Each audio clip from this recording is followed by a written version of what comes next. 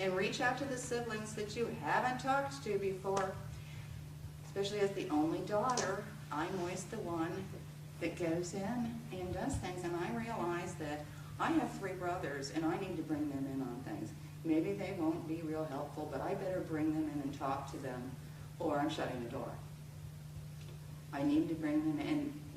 There's always going to be, there is never going to be a perfect balance where everybody shares everything. It's just not going to be possible. But you might as well, it's the elephant in the room, bring it out on the table and talk about it.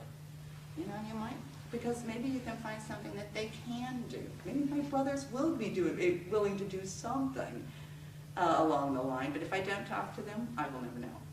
And it can lead to a lot of jealousy and hard feelings. And of course your parents, that's the last thing they want. They want everybody to get along. They're the ones that are having the hard time here, and it's all about them. Now, let's see.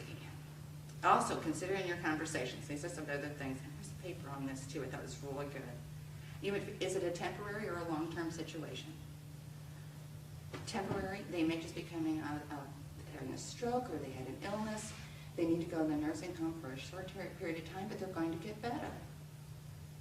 And then, of course, if it's long-term, if you're looking at something like that, you want to find a situation that your parents or your loved ones are going to be comfortable with for years. You hope for years. There isn't a crystal ball, but I had a situation where a daughter did everything right. She picked a wonderful assisted living facility for her mother. It was small, it was very close to her home. The room was just right. She furnished the room beautifully. I've never seen it more well done. Everything just what her mother needed was there to make it cozy and comfortable. It wasn't cluttered. It was very easy for her mother to get around in. But her mother had Alzheimer's. And within a very short period of time, the facility couldn't take care of her. She found herself right back to square one again, finding a new facility.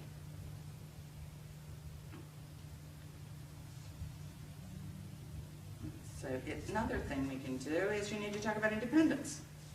Can your senior live alone, and do they want to? How independent do they want to be? Does an environment, if a service that is service-oriented to their needs, would that be more nurturing to them? Like my father-in-law decided he didn't want to live alone. He didn't want his independence anymore. He was much more comfortable with somebody taking over. And privacy. Privacy is an issue. Privacy decreases as assistance increases. And if their need for privacy is utmost, in your mind, you might want to look for facilities that can accommodate this in some way. Now, of course, independent living you can easily. Assisted living, of course, you can have your own apartment, and you're fine there. But I've also recently visited a very new state-of-the-art nursing home. And you always think of nursing homes, they usually have the 2 beds in the room. It's very tight, and there is no privacy there. But this new configuration, I'm sure as new nursing homes are built, this will become standard. It had a shared bathroom. There were 2 rooms on either side. They each had their own doors. Plus, it was like semi-private because there was a pass-through for the nurses to go from space to space. But it's just beautiful. It enabled you to have almost total privacy.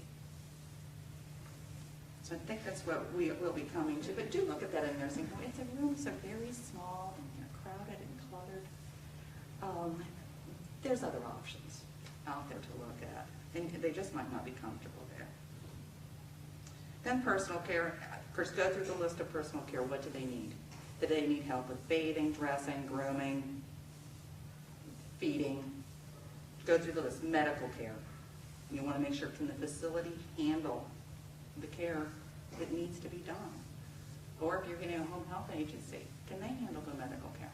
We're non-medical, but there are agencies that are medical. Make sure that those needs are going to be met. And then, of course, there's cost.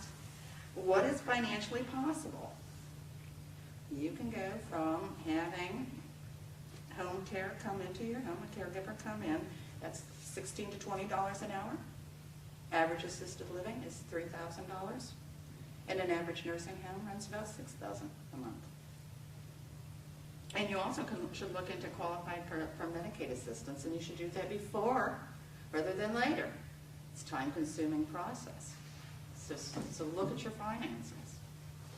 Then, of course, you can seek guidance from the professionals, your doctors, case managers, geriatric care managers.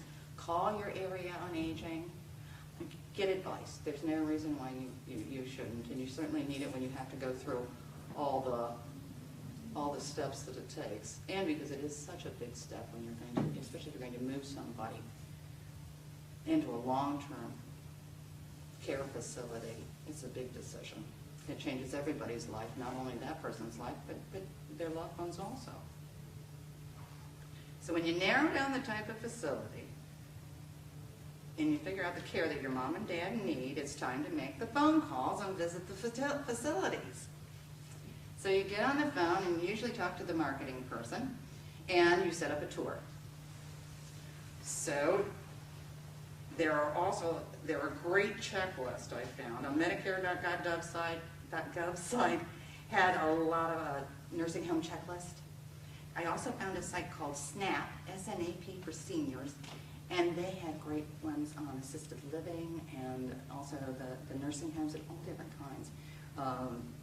They also had checklists for the families and seniors, and they had the cost sheet, like a worksheet you can bring with you and just start checking things off and writing things down. But absolutely, I recommend bringing a checklist with you. There's too many things to look at and to try to remember.